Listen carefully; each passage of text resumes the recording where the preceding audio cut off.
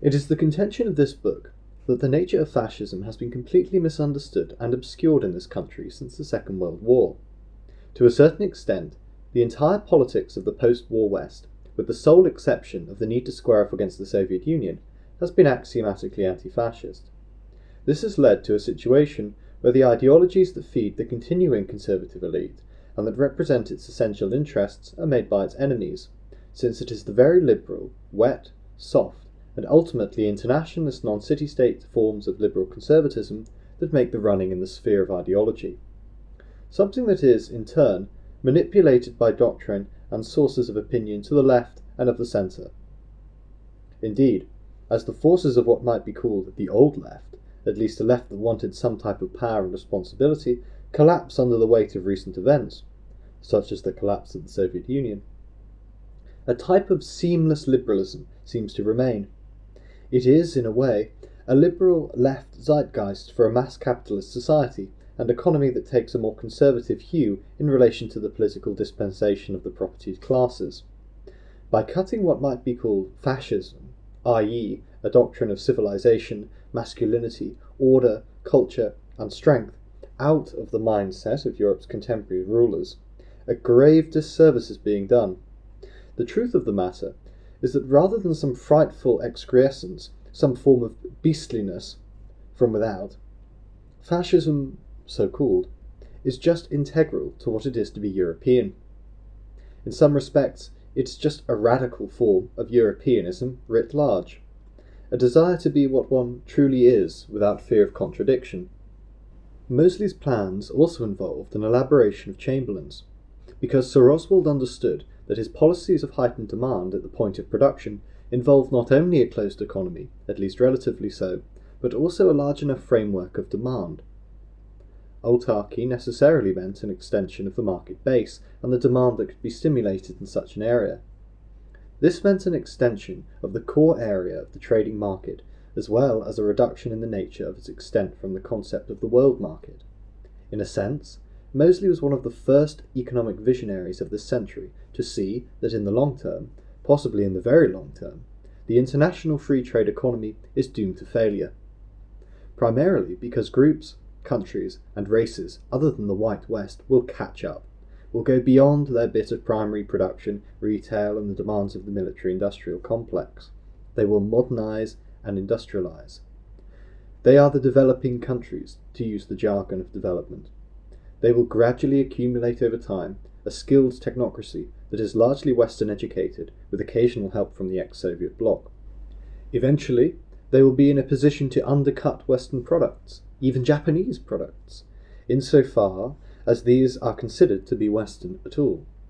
Indeed, what has happened with Japan is now being repeated in a large scale throughout the entire Southeast Asian periphery, as countries like South Korea begin to prey on Japan's Rust Belt. Of course, in a halting and somewhat hesitant liberal democratic way, the European economies are now coming together in a bloc with the possible convergence of currencies and banking in order to compile a new international trading order based on the ECU. For the world economy needs a stable currency base for international transaction. First it was the pound, backed by gold, then it was a range of currencies backed by gold, followed by the dollar alone in relation to the deliberations of Bretton Woods. Now it is a range of currencies, including the dollar and the yen, together with a would-be euro currency called the ECU, which is in fact the Deutschmark with the other European currencies tied to it in the exchange rate mechanism. So already in the actual market, you have putative trade bloc autarky between the Americas, Southeast Asia and Europe, together with a general coagulation of the currency base. Mosley would have tied this in to a British imperial market on sovereign goods and exchange before the Second World War, and a neo-imperial European state afterwards. It was indeed always his contention that the politics of blocs, the economics of unilateralism, bilateralism, and autarky, of economic self-sufficiency, was the very elixir of fascism. This was one of the many reasons why the whole post-war order, an order framed from the perspective of men who had come of age fighting in Hitler's war, has been anti-fascist, anti-communist, liberal, pro-capitalist, however defined, pro-free trade, and with a certain internationalist spin-off as a result of this. Much of this denies the fact that the tradition that Mosley represented contained within it many of the solutions to the problems that Britain and the West face, since the essential reasons behind Britain's economic fall, never mind anything else, are to do with lack of competitiveness, relatively low productivity, consumer credit, and demand being squandered on imports rather than home-produced goods. The remnants of a partially non-industrial culture, at least conceptually, and a basic lack of education and training. These are allied to the growing regional dislocations of the UK economy, the growth of the super economy linked to the continent, hence the importance of the EEC, in the southeast of England, and the considerable labour market rigidity. All of these have been widely discussed within all three mainstream political parties since the war. Yet, no real political solution has been found, partly because many of the politicians, irrespective of class and party, have refused to admit that politics and economics are intertwined. They are inseparable from each other. Hence the greater honesty of the 18th century in these matters, when economics was known as political economy, and statistics were referred to as political arithmetic. It is the liberal desire to downplay politics, to see the exercise of power as merely holding the ring between different economic interests, which has led to many of these problems. The doctrine of the homo economicus, when taken too far, as in the case of its extremist or libertarian formulation, ultimately rots the notion of a society, let alone the national economy. It is the bane of the political class that does not seem to appear to think in national terms. It almost refuses to have a nationalist bias, primarily because this has about it, certainly if it is taken too far, a whiff of the people who were defeated in the last war. None of which is to say that programs of reform have not been entertained by leading politicians and intellectuals associated with them in all three parties. The basic problem involving lack of skilled education and training for industrial usage is a mainstay of the electoral platforms and manifestos of both the Labour Party and the Liberal Democrats. They propose this sort of thing almost ritualistically at every general election. Attempts to solve labour market rigidity by speeding up the mobility of labour by equalising house prices between north and south has also been canvassed. But at the end of the day, all of these things merely scratch the surface.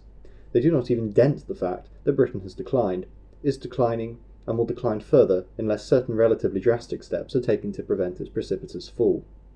All of the measures necessary, however, will have to be relatively authoritarian in tone.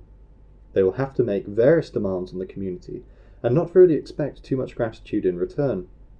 This involves an act of virtual usurpation by the political class, a taking back into itself of what it is to be political, an extension of the remit of politics well beyond what is commonly understood.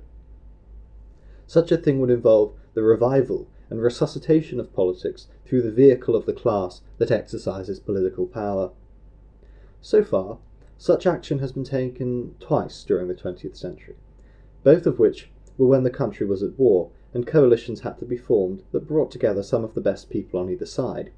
In the First World War, it was a coalition of progressive, proactive liberals and the governing party. In the Second, it was a genuinely national government. This was one of the many reasons why the type of politics Mosley represented had its origins in the trenches during the Great War. His type of politics emerged during the cross-class trauma of the front. The gas, repeated shell attacks, and the ceaseless bombardment of steel, to borrow Ernst Jünger's imagery from the other side, which ripped up the earth amid paroxysms of unnatural rage. In a sense, the First World War resembled a type of hell, an amphitheatre form which men not unnaturally wished to escape. At the same time, it created a type of unity that bound men together in a revolutionary way. It furnished a new type of revolutionary politics for a mass age, this time for the right rather than the left. The politics of the political soldiers, of the political armies of the right, emerged out of the First World War, almost to revenge themselves on the liberal bourgeois that sent them forth. Hence, the element of anti-bourgeois extremism in the politics of the radical right, which even now is surfacing across all Europe in the wake of communism's collapse. This type of militarized politics had as its essential goal the transformation of the state into an army, and a new type of politicised army into a form of state. Something that could be quite clearly seen in the immediate attack made upon politics by the paramilitary right and by the extreme left. The devotees and followers of the legacy of Spartacus, who saw in the militarised politics of men who had fought at the front a counterpart to the left-wing revolutionary turmoil created across the West in the wake of the Bolshevik coup d'etat. This, in turn, led to a virtual state of civil war right across the West, as far right and far left brawled with one another in order to inherit the mantle of what appeared to be a decayed European bourgeois order. The type of politics that Mosley's British Union represented, however, was a fusion of military preparedness with the desire for total transformation in relation to the nature of civilian life. Mosley's tragedy was that the political establishment of his own class were well aware of the danger to the state posed by the military force, albeit in a political guise, that existed in its midst. No such force had been allowed to make any impact upon British society, despite the always violent subtext of English political life since the 1960s. I'm thinking of different politicians in the 18th century bribing mobs of men to fight it out. The British government has always been determined that the last political army in England of any consequence should be the new model army. Therefore, the ability to come to power at the head of a paramilitary force was denied to Mosley, and he was forced to compete in the electoral marketplace for total transformation of man and society in the most quiescent and economically successful society on the earth. Mosley also launched his movement too late. By the time the mid-1930s arrived, a large number of people were back at work. The worst unemployment and deprivation was restricted to certain increasingly isolated areas, and the main trauma of the British state had passed. Unlike various leaders on the continent, Mosley had been inside the establishment at the wrong time, arguing for radical policies of action, autarky, efficient and yet militaristic corporatism, and pre-Keynesian deficit financing. Indeed, the mainstream or establishmentarian view of Mosley is interesting in that it sees him as a great man gone wrong, a man who made a terrible blunder, a man who could have led possible either major party of the British state, i.e. the Conservative Party or the Labour Party, unlike any other politician.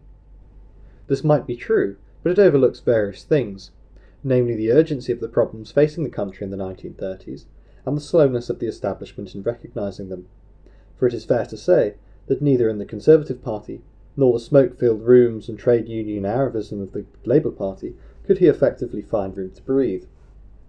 The mainstream corridors of British political life were too complacent and congealed as far as he was concerned. To have room to breathe, he needed to get out. Yet, by moving outside, he effectively lost the chance to change or influence events. While if he remained within the effective political class, he would have found himself bound, hand and foot, at every turn. So it was a very difficult decision for him. In a sense, he had no choice but to make many of the actual decisions he did. He had entered Parliament as a nominal Conservative, or independent Conservative, essentially because it was a way of getting into the House of Commons. Like many ex-soldiers before and since, the labels that were applied to various things were less important than what was actually done in their name. For instance, in France, Jean-Marie Le Pen entered Parliament as a soldier's deputy, a member of the military centre, however defined, in order to represent a programme that was nationalistic, reformist, populist, and authoritarian. Mosley entered the House in much the same way, essentially as an expedient in order to get things done. What he did not count on was the rigidity of British politics, divided as it is along regional and class-based lines. He did not realise that the old institutions had quite a lot of political kick still left in them, and that they were able to weather the fiercest political and economic storm they had to face, certainly since the Napoleonic Wars. Still, Mosley was not wrong in seeing that he may not succeed outside, as indeed he didn't, but that had he remained within the mantle of the establishment, he would have merely been a chaotic backbencher of opinion, or an opinionated minister who would be listened to in mock reverential silence. So in the end, he was reduced to ineffectiveness, the British political fringe, and rucking in the streets between the goon squads of the extreme left and the cadres of the union movement.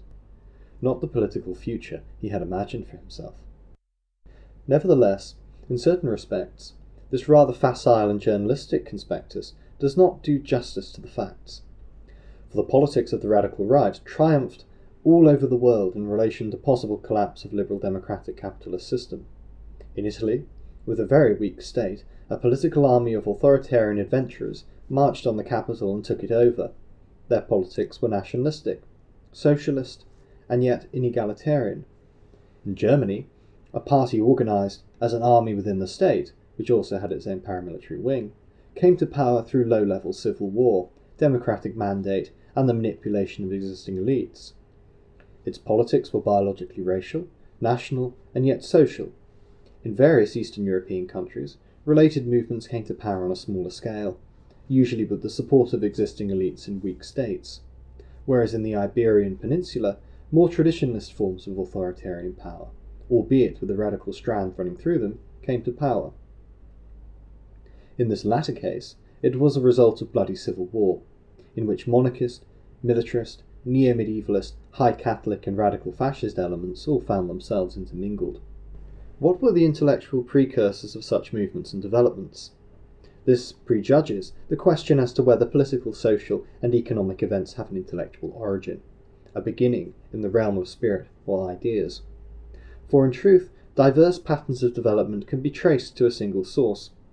Intellectuals, academic pedagogues, and the rest search in vain for the various tributaries out of which social formations originate. The reality is that political ideas are often the low-level expression of intellectual nostrums and theoretical postulations, a sort of trickle-down economy. At the same time, intellectual ideas have their own dynamic, and political movements pick and choose amongst the shards of theory, a sort of ideological pick and mix, whereas academics, who view these events retrospectively, often from an adversarial perspective, tend to correlate or push together unnecessarily various tendencies of opinion as if ideas had their physical counterpart in the real world. Thus, the politics of a new type of order that first emerged out of the politicised armies of the First World War cast their ideological net far and wide. The whole purpose of this type of politics, after all, was to preserve the nature of European civility at a time when the traditional and neoliberal nature of things seemed to be at the end of its tether. Hence, the division that was once made amongst thinkers of the classic and restorationist right to the effect that there was a difference between a culture and civilization went to the extent to which the nature of the Occident, of the West, remained eternal and unbridgeable, whatever the mode or form of civilian life. There was felt to be a disjunction between what a civilization was and what it might be, in turn, between what a civilization is in its essentials and what it appears to be. This is a discrepancy between an essentialist motif in the realm of intellectual theory and an existential or purely structural one. This is something that has been widely recognised by the left-wing intellectual theory in its most recent guise. For in the post-Marxist twilight that began to set in, particularly in the French intelligentsia, over a general disillusionment of the Soviet Union and its satellites, real and existing socialism, a new set of theoretical assumptions gained ground. They were a much more mordant and pessimistic set of assumptions than before, in a way. The near hysterical expectancy and utopian promise that had often been part and parcel of Marxist eschatology found itself toned down and replaced. In its stead, there emerged various projects of dissociation, nostrums of intellectual critique that were so bitter in their political criticism that scarcely anything could be done with them.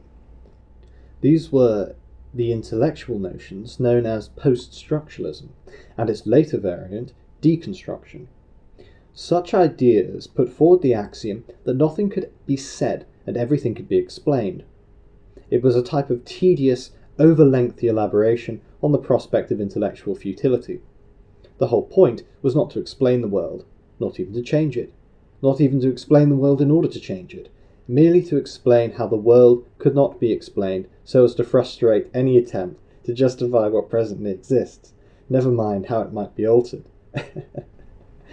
This exercise in logical casuistry, at once removed even from itself, had its critics, but it was seized upon by a type of deregulated neo-Marxism and used accordingly, for Marxist deconstruction, as it was called, attempted to fracture, deny, and generally reconstitute out of the generalized eddies and shards of a deconstructed existence a new type of order, a reconstituted and semi-proletarianized order at that, in the sense that the left necessarily tends towards dissolution and the right towards reconstitution or reconfiguration.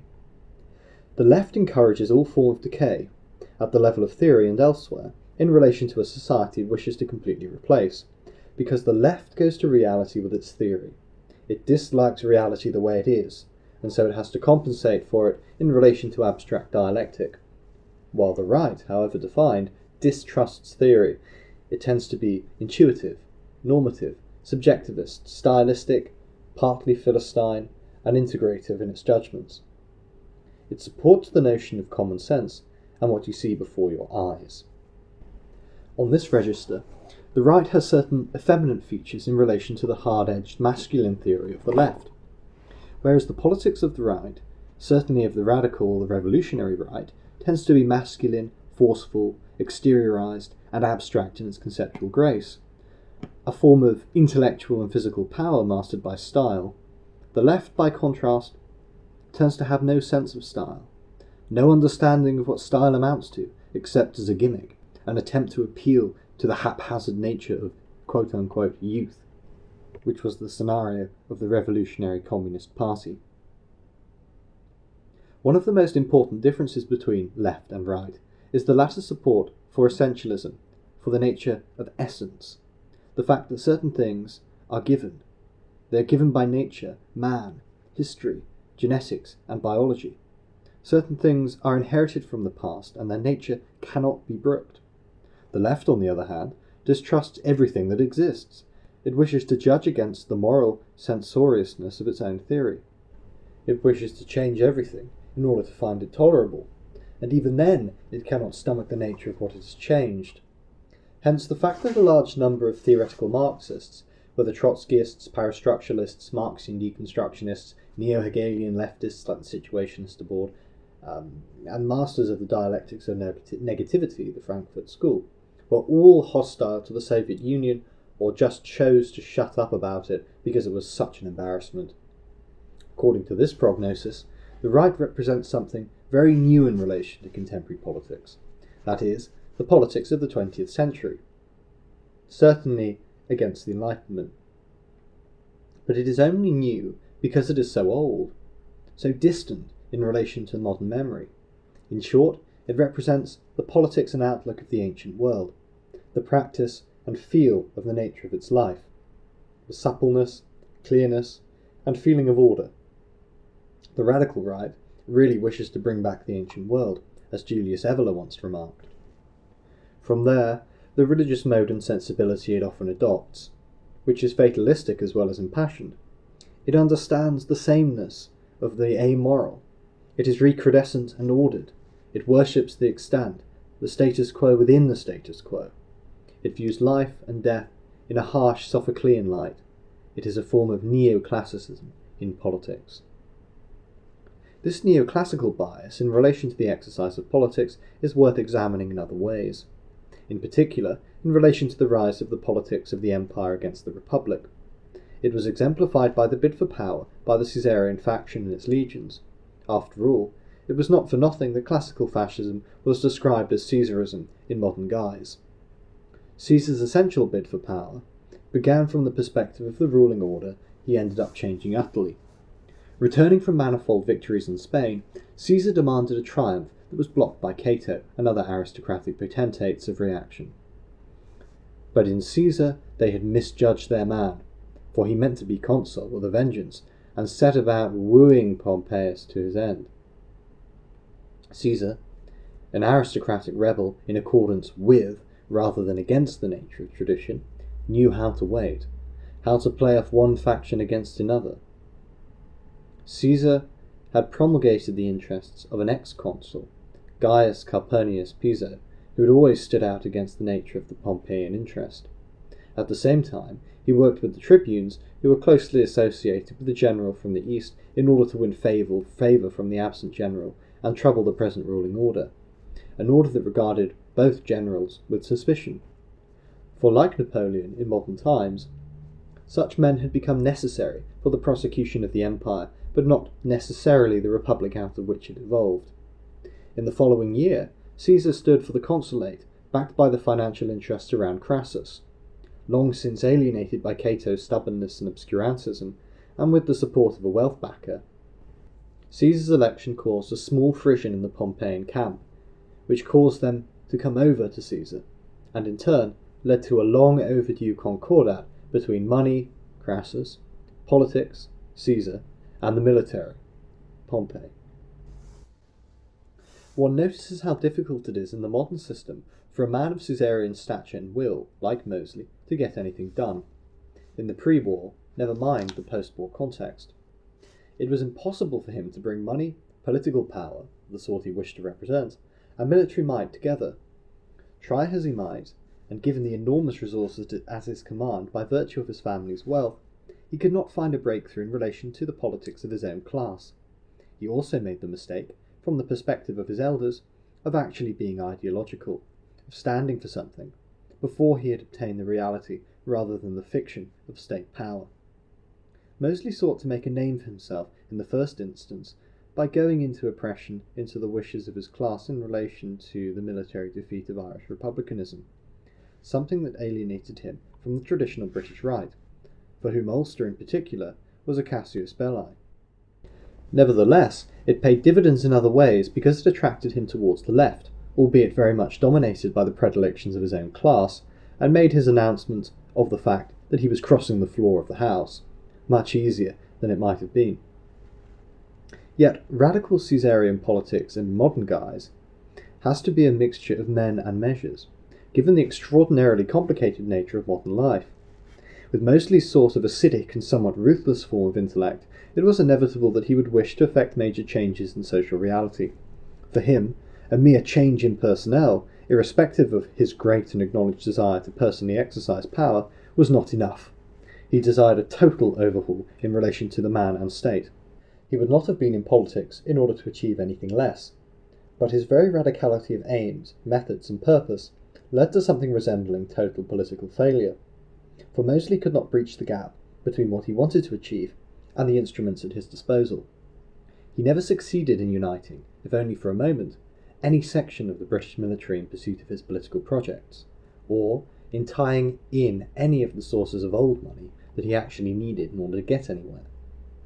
The only source of establishment funding that at all moved in the direction of the BUF in the early days was the Rothermere Press, and this was more a preventative measure, a form of anti-communist resistance, than anything else, since the Rothermeres of this world were frightened at the delirious prospect of a radicalised Labour Party, driven to the desperate straits by the Great Depression, resulting to some sort of popular front strategy with the Communist Party of Great Britain, particularly at a time when Stalinist direction from Moscow was to alter course from a doctrine of confrontation with social fascists, i.e. social democrats, to a doctrine of collaboration with them.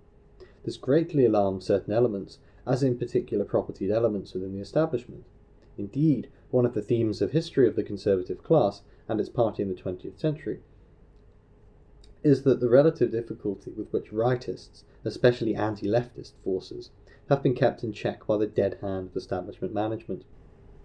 Just after the Great War, and as a response to the Leninist coup in Russia, parts of the right, where the tendencies of upper-class patrician outrage or radicalised middle-class distress, moved outside the Conservative Party to found a whole range of political groups: the Industrial Party, middle-class people's leagues, class peace groups, and the rest, some of which even managed, such was the confusion of the period, to elect a few representatives to Parliament. After the perceived threat of the Red Revolution receded in Britain, the energy of the ex-curricular right went into founding private armies of nominally paramilitary forces, such as the British Fascisti, in order to assist the civil power, particularly in relation to strike-breaking. The important thing about these organisations, however, is that they existed in order to assist the civil power.